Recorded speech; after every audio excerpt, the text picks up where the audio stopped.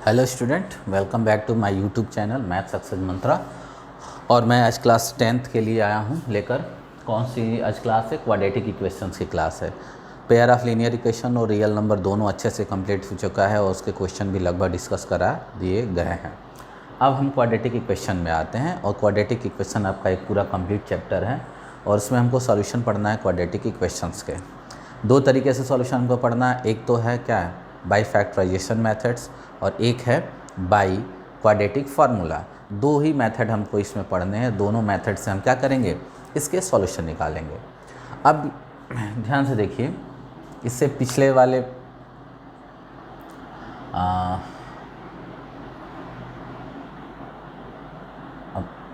यहाँ पर जो क्वाड्रेटिक इक्वेशंस दिया हुआ है ये standard format of quadratic equations है।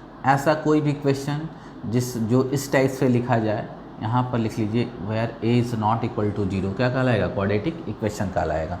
मतलब ये हुआ कि ये ए जीरो नहीं होना चाहिए। ये ए जीरो हो जाने पर क्या होगा, ये टर्म ही गायब हो जाएगा, और ये टर्म गायब हो जाएगा तो बस ये बचेगा, और ये एक्स में 1 डिग्री का इक्वेशन बन जाएगा, इसलिए क्या हो जाएगा, वो लीनियर हो जाएगा। तो ज़रूरी ये है कि ये टर्म गायब ना हो। ये टर्म गायब हो सकता है, ये टर्म गायब हो सकता है, ये दोनों टर्म गायब हो सकते हैं। मतलब ये हुआ कि कोई भी इक्वेशन जिसमें एक ही वेरिएबल हो, ठीक है ना, और उसकी डिग्री 2 हो, वो क्या कहलाएगा? क्वाड्रेटिक कहलाएगा। तो यहाँ पर हम देख रहे हैं एक्स वेरिएबल है और इसकी डिग्री 2 है, इसलिए ये क्वाड्रेटिक इक्वेशन बन गया। अब क्वाड्रेटिक इक्वेशन के कुछ पार्टिकुलर फॉर्म एग्जांपल हम यहाँ पर लिख देते हैं, जैसे 2x square minus 3x plus 4, ये भी हो जाएगा।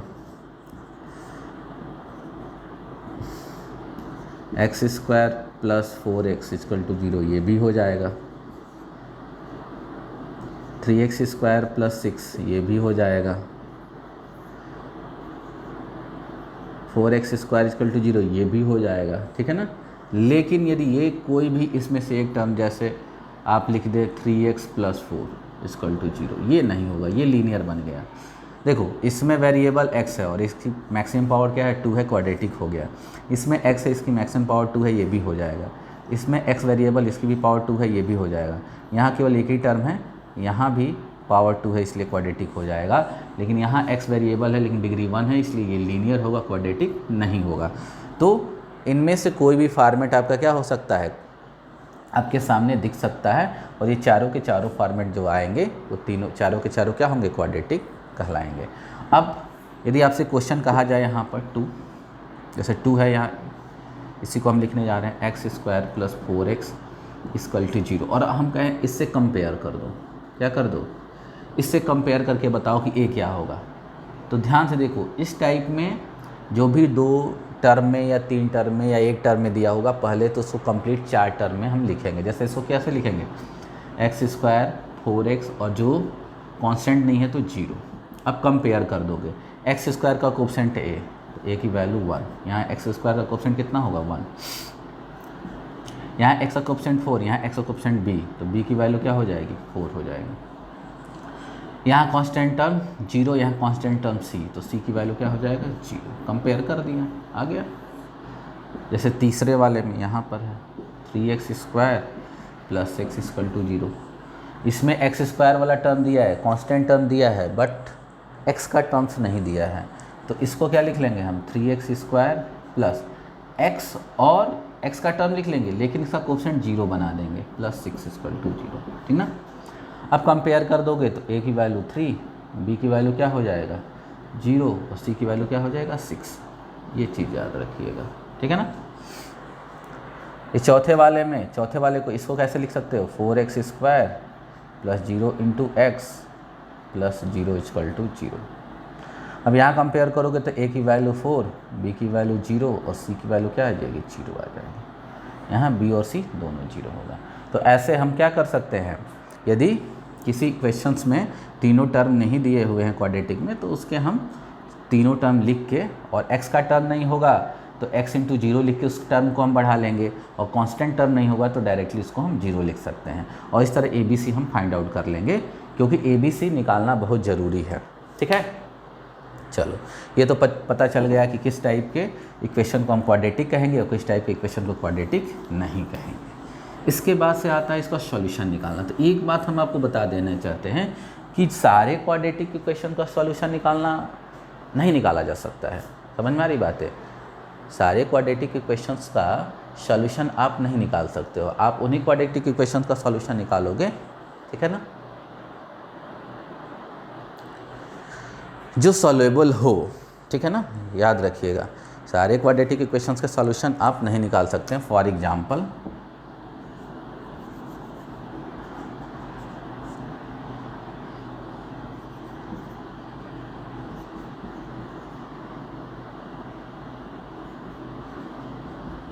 ये इसका आप कितना भी करो ना फैक्टराइज होगा, और यदि सॉल्यूशन कोई जानता भी है तो क्वाड्रेटिक फार्मूला से भी नहीं होगा। ये इसलिए नहीं होगा कि इसमें एक आता है डिस्क्रिमिनेंट, क्या होता है, डी, जो इसकी वैल्यू होती है बी स्क्वायर माइनस 4ac। और जब यहाँ से आप डिस्क्रिमिनेंट की वैल्यू निकालोगे तो डिस्क्रिमिनेंट पे ही डिपेंड करेगा कि इसका सॉल्यूशन आएगा कि नहीं आएगा, आएगा तो कैसा आएगा, नहीं आएगा तो कैसा नहीं आएगा। ठीक है ना, ये बात समझ में आ रही है? बोलिए, यहाँ तक क्लियर हुआ? चलिए, तो हम इसी के बारे में पढ़ने जा रहे हैं। अब इसका डिस्क्रिमिनेंट निकालोगे तो क्या होगा, ध्यान से देखिए, a इक्वल टू 1, यहाँ b इक्वल टू 2 और c इक्वल टू 8 है। अब क्या हो जाएगा, b square 2 square minus 4ac, कितना आ जाएगा 4 लेस देन 0। तो याद रखिएगा कि डिस्क्रिमिनेंट यदि लेस देन 0 आ जाएगा तो उसका सॉल्यूशन नहीं आएगा, मतलब रियल सॉल्यूशन नहीं आएगा। ध्यान से देखिए, have no real solution, has no real. इसका मतलब ये हुआ कि x की कोई भी ऐसी वैल्यू रियल नहीं मिलेगी जिसको रखने पर इसकी वैल्यू क्या हो जाए, 0 के इक्वल हो जाएगा। ठीक है ना। तो अब हम चलो पहले डिस्क्रिमिनेंट के बारे में पढ़ते हैं कि डिस्क्रिमिनेंट एक्चुअली होता क्या है। ये तो पता चल गया कि सारे क्वाड्रेटिक इक्वेशन को हम सॉल्व नहीं कर सकते हैं, उन्हीं क्वाड्रेटिक इक्वेशन को सॉल्व करेंगे जिसका डिफरेंट क्या हो, या तो 0 हो या 0 से बड़ा हो। इन्हीं दोनों कंडीशन में सॉल्यूशन आएगा, याद रखिएगा। इसमें सॉल्यूशन नहीं आएगा तो फिर इसको थोड़ा अच्छे से पढ़ लेते हैं, ठीक ना। पहले तो क्या होगा, कोई भी क्वाड्रेटिक इक्वेशन दिया रहेगा उसको इस फॉर्मेट में लिखेंगे और इसके बाद से उसमें एक डी होता है उसको निकालेंगे, बी स्क्वायर माइनस 4ac। इसको बोलते हैं डिस्क्रिमिनेंट। Discriminant, DSCRIMINANT, discriminant. और यदि d की वैल्यू 0 होगा, दूसरा d की वैल्यू ग्रेटर देन 0 होगा, तभी क्या हो जाएगा, then solution exist, real solution exist.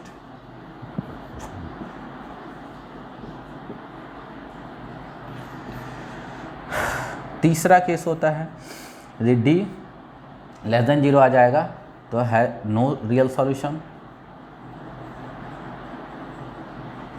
और जैसे ही ये आएगा नो रियल सॉल्यूशन लिख के हम छोड़ देंगे, हम सॉल्यूशन निकालेंगे ही नहीं। सॉल्यूशन दो ही केस में निकलेगा, या तो इस केस में निकलेगा या तो इस केस में निकलेगा।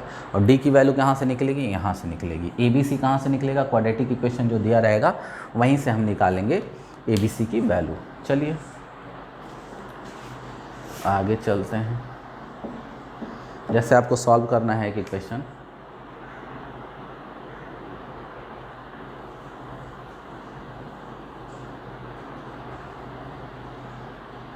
ये तो पहले तो हमको क्या निकालना हो, डिस्क्रिमिनेंट। तो पहले a निकालेंगे, a2, b कितना है 5, c3, x स्क्वायर का कोएफिशिएंट a, x का कोएफिशिएंट b और कांस्टेंट टर्म c। ABC निकल गया। फिर d की वैल्यू क्या होती है, b स्क्वायर माइनस 4ac, तो जाएगा 5 स्क्वायर 4a और 3, कितना हो जाएगा 25, 24, आ गया 1, which is not equal to 0। ठीक ना, 0 नहीं होना है, सॉरी, ग्रेटर देन 0, मतलब ये क्या आ गया, 0 से बड़ा आ गया। अभी बता रहे थे कि 0 से बड़ा आएगा तभी भी सॉल्यूशन होगा। 0 से बड़ा आ गया ना, डी की वैल्यू क्या आ गया 1, 1 0 से बड़ा होता है, सॉल्यूशन एग्जिस्ट करेगा। इसलिए लिखेंगे यहाँ therefore given equation has real solution. अब सॉल्यूशन दो तरीके से निकलेगा इसका। अभी हमने पता किया कि क्या हो गया, सॉल्यूशन आएगा। यहीं पर जीरो भी आ जाता है ना डिस्क्रिमिनेंट की वैल्यू, तभी भी सॉल्यूशन आता, लेकिन जब लेस देन जीरो आ जाएगा तो सॉल्यूशन नहीं आएगा, तो नो रियल या सॉल्यूशन लिख के छोड़ देंगे। अब सॉल्यूशन आएगा तो हम उसको फैक्टराइज करके सॉल्यूशन निकाल लेंगे। अभी तो फैक्टराइज ही हम पढ़ेंगे आज, कल हम आपको क्वाड्रेटिक फार्मूला बताएंगे। तो चलो भाई इसका सॉल्यूशन निकालते हैं। ये लिख लिए, लिख लो, स्क्रीनशॉट लिख लो। इसमें कुछ चीज़ें और लिख लीजिए इन दोनों में। देखो अब ये आएगा तो सॉल्यूशन रियल भी होगा,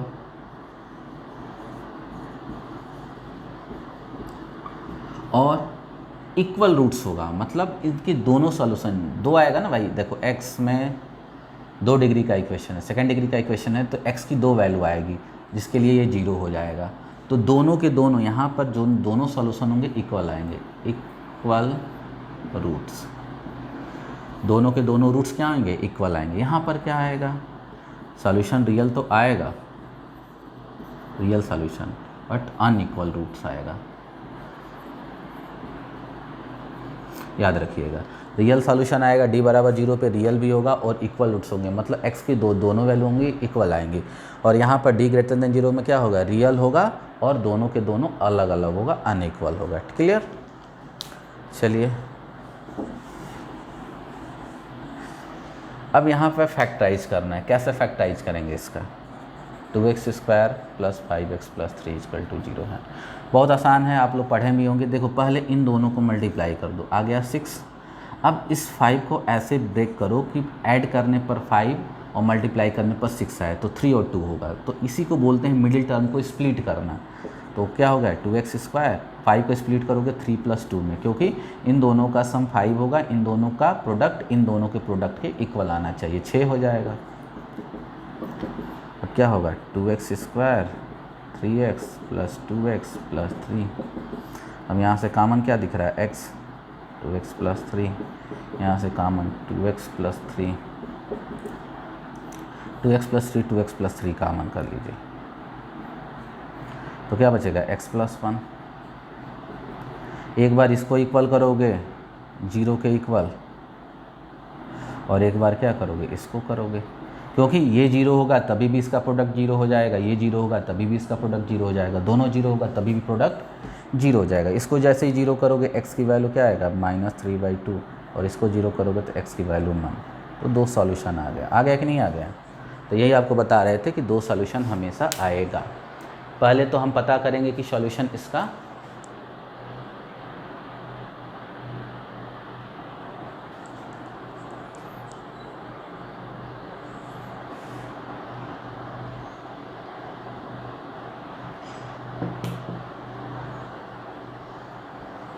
आएगा, ठीक है ना।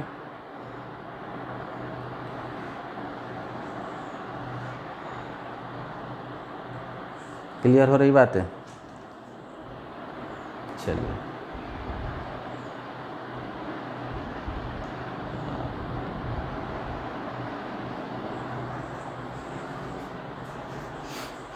नेक्स्ट क्वेश्चन, इसको स्क्रीनशॉट ले लीजिए इसका।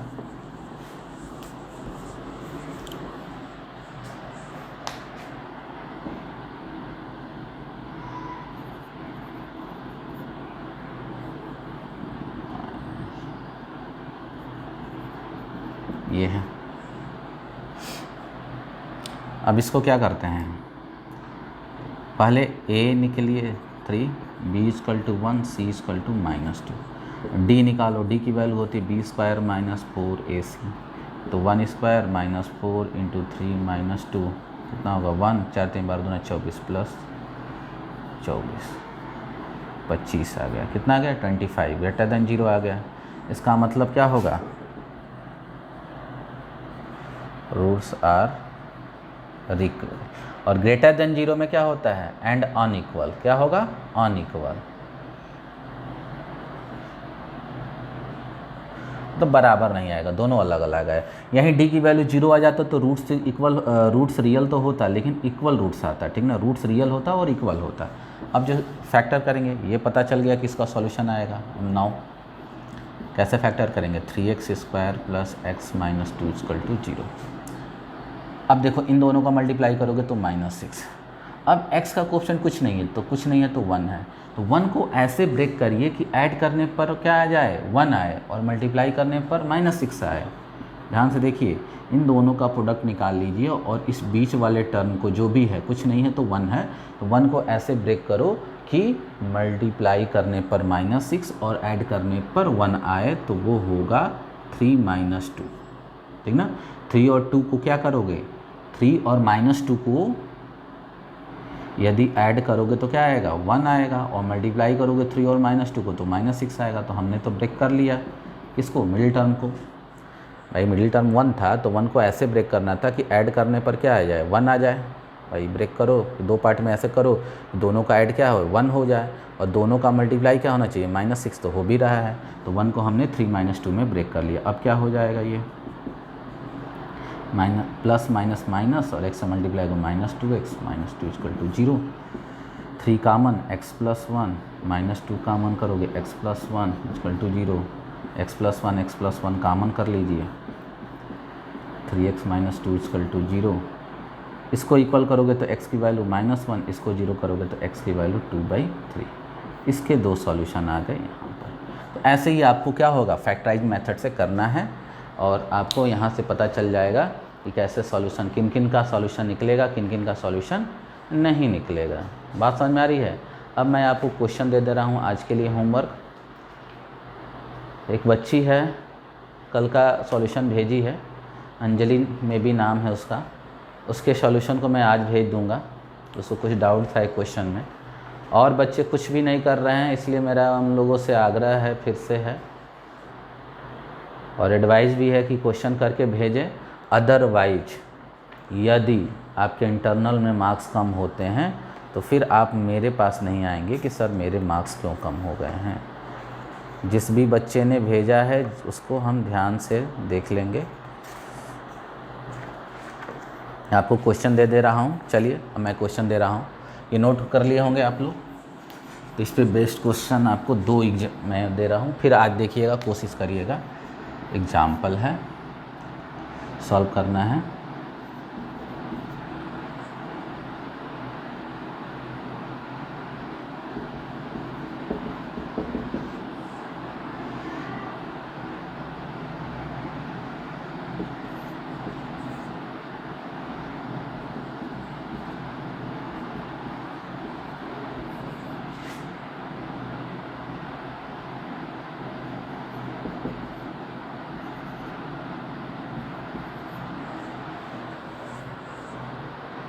ठीक है, ये 2 क्वेश्चन का सॉल्यूशन आप भेजिएगा, कंप्लीट सॉल्यूशन। तो कल हम क्वाड्रेटिक फार्मूला आपको बताएंगे कि कैसे क्वाड्रेटिक फार्मूला से हम क्या करेंगे, आपका सॉल्यूशन निकालेंगे। गुड, तो आज के लिए इतना ही, और आप लोग वीडियो को देखिए, अच्छे से पढ़िए, लाइक करिए, पसंद ना आए तो डिसलाइक करिए, कुछ तो ज़रूर करिए, और सॉल्यूशन ज़रूर भेजिए जितने लोग भी इसको पढ़ रहे हैं। तो ये क्वाड्रेटिक इक्वेशन का पहला लेक्चर हो गया, और इसमें हमने आपको एक मेथड बताया है, कौन सा, बाई फैक्टराइजेशन मेथड। आप कैसे इसको सॉल्व करें, कैसे फैक्टर करते हैं, ये बता दिया। इस पे 2 क्वेश्चन दे दिया। क्वाड्रेटिक इक्वेशंस का कब सॉल्यूशन निकलेगा और कब नहीं निकलेगा ये भी हमने बता दिया, और कल हम क्वाड्रेटिक फार्मूला आपको बताएंगे। तब तक के लिए आपसे मैं विदा ले रहा हूँ, और आप लोग घर पे मन से पढ़िए। तब तक के लिए धन्यवाद, थैंक यू।